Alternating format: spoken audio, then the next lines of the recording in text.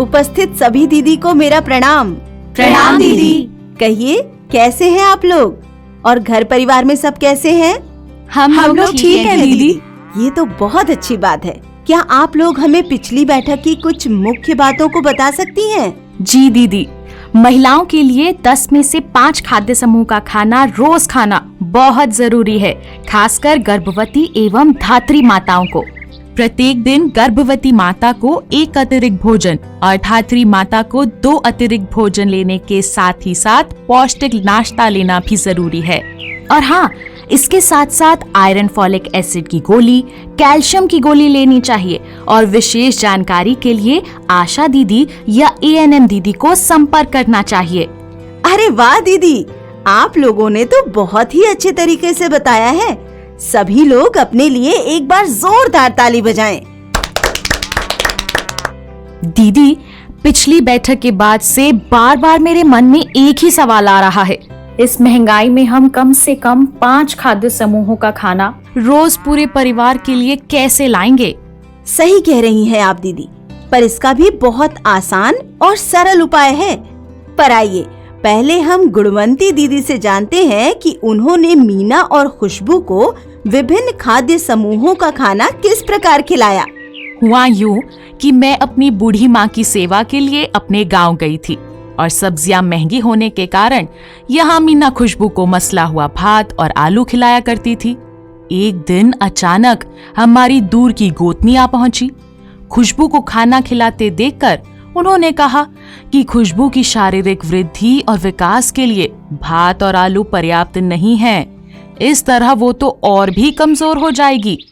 खुशबू को कई प्रकार के पोषक तत्वों की जरूरत है, जो 7 में से कम 4 आहार समूह का भोजन करके ही मिलेगा। पोषण बगीचा लगाकर तरह तरह के फल और सब्जियों को आसानी से प्राप्त किया जा सकता है। साथ ही उन्होंने ये भी कहा कि उनके गांव में तो जीविका की मदद से घर घर पोषण बगीचा है। जब मैं वापस आई तो मीना ने सारी बातें बताई। फिर हम दोनों ने मिलकर अपने घर में भी पोषण बगीचा लगाया। इससे हमें साल भर पौष्टिक साग सब्जियां भी मिल जाती हैं और पैसों की बचत भी हो जाती है। पोषण बगीचा वो क्या होता है? जरा हमें भी विस्तार से बताइए ना। पोषण बगीचा माने घर या घर के आसपास की जमीन पर लगाई गई फल और सब्जियों का बगीचा, जिसमें हरी पत्तेदार साग सब्जी, लाल और पीले फल एवं सब्जियां और मौसमी फल सब्जियां उपजाई जाती हों।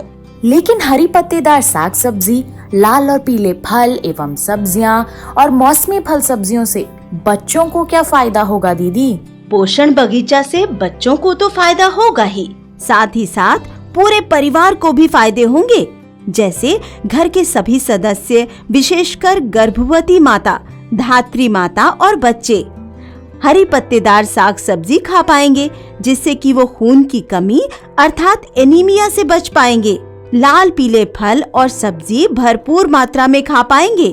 इससे इनके शरीर को भरपूर मात्रा में विटामिन ए मिलेगा, जिससे वो रतौंधी एवं और भी कई बीमारियों से बच सकते हैं। मौसमी फल सब्जियों से सर्दी, खांसी, जुकाम आदि से बच पाएंगे।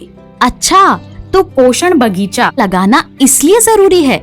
इतना ही नहीं, और भी बहुत सारे फायदे हैं पोषण बगीचा के। जैसे पूरे परिवार के लिए साल भर ताजी सब्जियां और फल उपलब्ध हो जाता है, जिससे कि हम रासायनिक और कीटनाशक दवाई के उपयोग से बच जाते हैं। आहार विविधता अर्थात महिलाओं को 10 में से 5 और बच्चों को 7 में से 4 आहार समूह आसानी से दिया जा सकता है। बाजार से सब्जी फल लाने की परेशानी से तो छुट्टी मिलती ही है, साथ में पैसों की बचत भी होती है। सही कहा आपने, लेकिन पैसे कैसे बचेंगे दीदी? थोड़ा बताइए ना। अरे दीदी, जब हम विभिन्न प्रकार के फल और सब्जी खाएंगे तो हमारे शरीर में रोगों से लड़ने की क्षमता बढ़ेगी, हम बीमार कम पड़ेंगे और डॉक्टर को जाने वाला पैसा बच जाएगा। साथ ही शहर आने जाने और फल सब्जियों के मूल्य पर होने वाले खर्चे भी तो बचेंगे। इतने सारे फायदे, तब तो मैं भी पोषण बगीचा जरूर ही लगाऊंगी। दीदी, इसके लिए क्या करना चाहिए और इसे कब लगा सकते हैं? इसके लिए घर आंगन की जमीन का इस्तेमाल किया जा सकता है और इसे किसी भी मौसम में यानी कि साल भर कभी भी लगाया जा सकता है। लेकिन जिनके पास जमीन नहीं है वो कैसे लगाएंगे पोषण बगीचा? जिनके घर में या आसपास जमीन नहीं है वो अपने घर के छत पर पुराने बोडे, गत्ते, प्लास्टिक के डिब्बे, टूटी फूटी बाल्टी, गमले में भी मिट्टी भरकर पोषण बगीचा लगा सकते हैं। और इस बगीचे में हम क्या क्या लगा सकते हैं दीदी? इसमें हम विभिन्न प्रकार के हरे पत्तेदार साग जैसे पालक, बथुआ, चौलाई, मेथी, पुदीना, सरसों आदि लगा सकते हैं। साथ ही लाल पीले फल और सब्जियां जैसे पपीता, केला, कोहड़ा, गाजर, टमाटर लगा सकते हैं। अन्य सब्जियां या अन्य फल जैसे कद्दू, नेनुआ, गोभी, खीरा, अमरूद, नींबू, आंवला भी लगा सकते हैं। अब तो हम सभी लगाना चाहेंगे पोषण बगीचा। बताइए इसके लिए हमें क्या करना होगा? पोषण बगीचा लगाने के लिए कुछ और भी जरूरी बातें हैं, जैसे सिंचाई का सही प्रबंध करना। इसके लिए हम घर में उपयोग किया पानी जैसे चावल या सब्जी का धोया हुआ पानी भी उपयोग कर सकते हैं। घर में ही उपलब्ध सूखे पत्ते, गोबर, सब्जी एवं फलों के छिलके से बनाए गए खाद का उपयोग कर सकते हैं। समय समय पर बागीचे के आसपास की सफाई और पौधों के आसपास की घास को हटाना भी जरूरी है। एक छोटा सा नर्सरी तैयार करना जिससे कि अगले मौसम में लगाए जाने वाले पौधे बिना खर्च के तैयार हो सकें। और इसकी अधिक जानकारी के लिए आप अपने ग्राम संगठन के वीआरपी से भी मदद ले सकते हैं। तो दीदी अब आप बताएं कि पोषण बगीचा के बारे में आपने क्या क्या सीखा? पोषण बगीचा हर घर में होना चाहिए क्योंकि इसके बहुत सारे फायदे हैं, वो भी बहुत कम खर्च में। बाजार से सब्जी खरीदने पर होने वाले खर्चे को हम बचा सकते हैं और हम रासायनिक कीटनाशक दवाई युक्त फल और सब्जी खाने से बच जाते हैं और हमारा परिवार सुखी और समृद्ध होता है।